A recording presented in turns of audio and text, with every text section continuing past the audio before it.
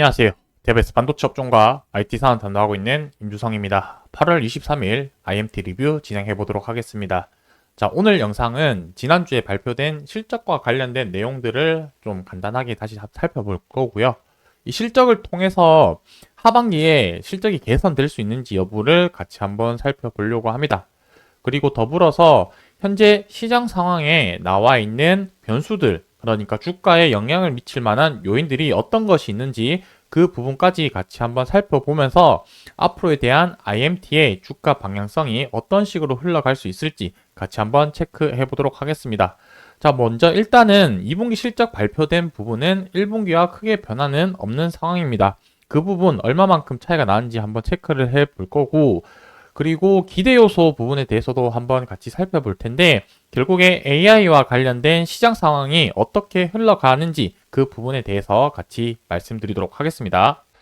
자, 결국에는 지금 시점에서는 이 부분이 가장 중요할 것 같은데, 결국에 금리 방향성이 가장 중요한 포인트지 않을까라고 생각을 하고 있습니다.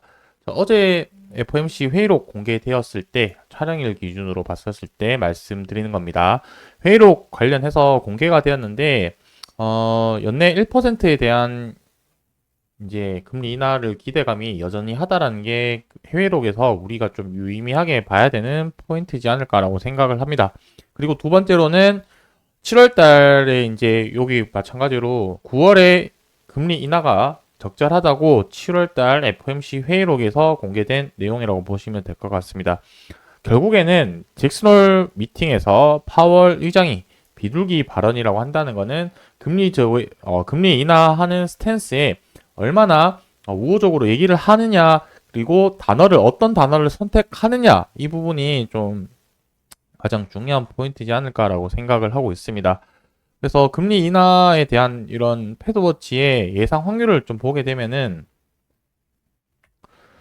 이제 그런 얘기도 많았었죠. 이번 달에 9월 금리 인하 때 B컷을 할 수 있다. 즉 0.5% 포인트를 낮출 수 있다라고 얘기를 뭐 나왔었는데, 현재로서는 이제 금리 인하를 한 번만 하겠다라는 확률, 그리고 11월 달에도 한 번, 그리고 12월 달에는 0.5% 포인트로 해가지고 1년 동안 1% 포인트를 낮춘다라는 이런 전반적인 시장 의견이 나오고 있는데, 될 수도 있고 안 될 수도 있는데 1차적으로는 9월 달에는 할 것이 거의 좀 기정사실화 된 걸로 보여집니다. 그래서 이제 잭슨홀 미팅이 오늘 저녁에 아마 발표를 할 텐데, 오늘 미국 증시 자체는 좀 큰 하락세가 나왔죠. 나스닥이 1.7% 하락이 나왔고, 이 부분은 시장이 조금 걱정하고 있을 수도 있겠다라는 좀 생각이 들고 있습니다. 막상 뚜껑은 또 열어봐야지 알 수 있는 부분이니까 뭐 지금 상태로 쉽사리 단정하기는 조금 어려운 것 같고, 여기 이제 잭슨홀 미팅에 대해서 간단하게 좀 언급되는 내용인데, 잭슨홀 미팅 같은 경우는 캔자스 시티 연은이 78년도부터 해서 매년 8월에 개최하는 연례 경제 정책에 대한 심포지엄이다.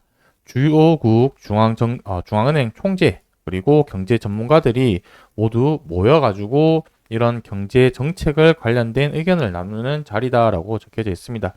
결국에 그만큼 중요한 자리고, 여기서 이제 금리에 대한 정책 방향성이 크게 정해질 수 있기 때문에 이 부분 잘 보면서, 아마 오늘 저녁에 미국 증시가 이 파월 의장 발언에 따라서 시장이 크게 움직일 가능성이 있으니까 그 부분이 이제 월요일날 한국 증시에 어떻게 영향을 미치는지 좀 잘 지켜보면 좋을 것 같습니다.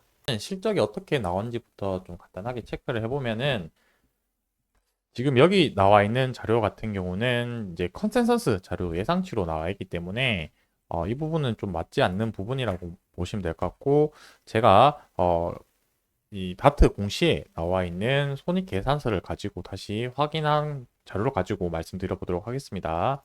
자, 매출액 같은 경우는 16억 원 나왔습니다. 그리고 영업이익 같은 경우는 마이너스 한 6.7억 정도 나왔는데, 지난 분기와 대동소이하게 나왔다라고 말씀드릴 수 있을 것 같습니다.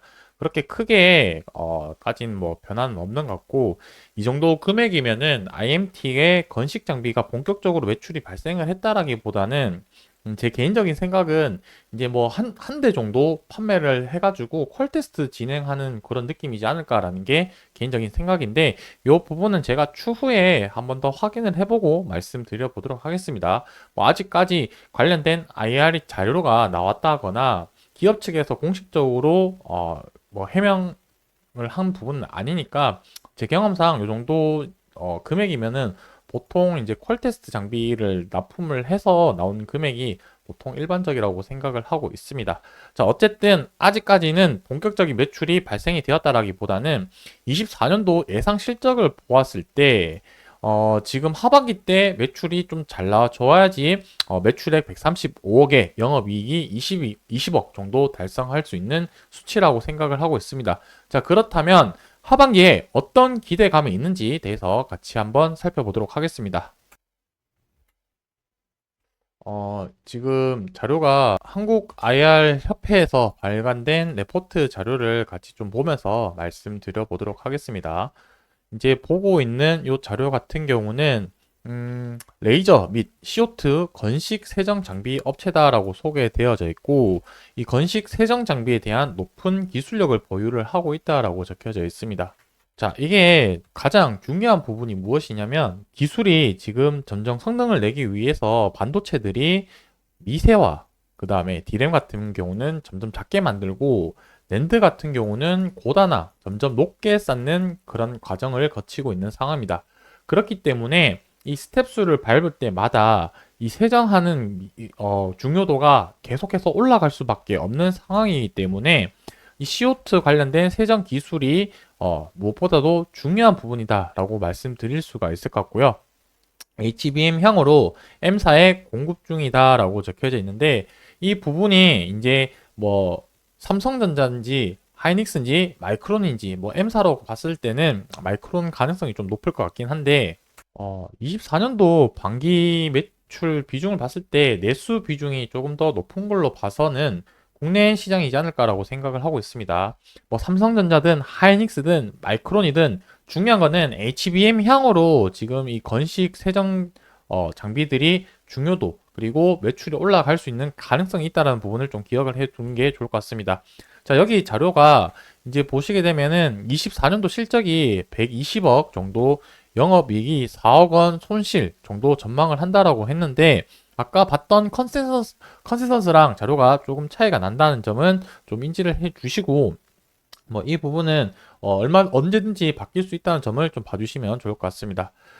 자, 여기서 이제 HBM4 도입을 한다라고 했는데, 기존의 HBM3 같은 경우는 이런 식으로 D램을 납장으로 수직으로 이렇게 쌓게 되는데, 요 사이사이에 이제 범프라고 해서 이런 식으로 이제 그 뭐라 해야 될까요?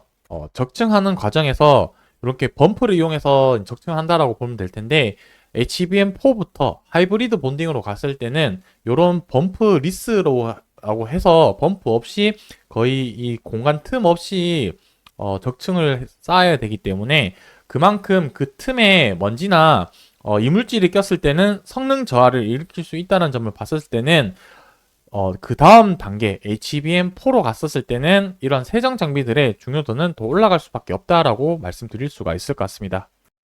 이 부분에 제가 방금 말씀드린 부분 같은 경우는 이제 계속해서 좀 지켜봐야 되는 부분이기 때문에, 실질적으로 필요성은 있다는 하지만 고객사에서 이 장비들을 수주를 해서 실질적으로 사용하는 부분이 있을지, 이 부분은 계속해서 좀 모니터링을 해 봐야 될 것 같습니다.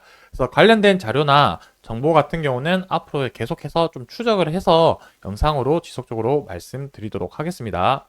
자, 뭐 여기까지 해서 제가 실적 간단하게 보고 내일 좀 중요하게 또 봐야 되는 포인트들 이런 거 몇 개 말씀드렸었는데, 다음 주에 또 주가 방향을 또 움직임을 살펴보면서, 그리고 앞으로 대한 산업에 대한 전망, 그리고 IMMT의 실적 변화 가능성이 있는 부분에 대해서 지속적으로 한번 말씀드려 보도록 하겠습니다. 오늘 영상 여기서 마무리하고요. 저는 다음번에 또 인사드리도록 하겠습니다. 감사합니다.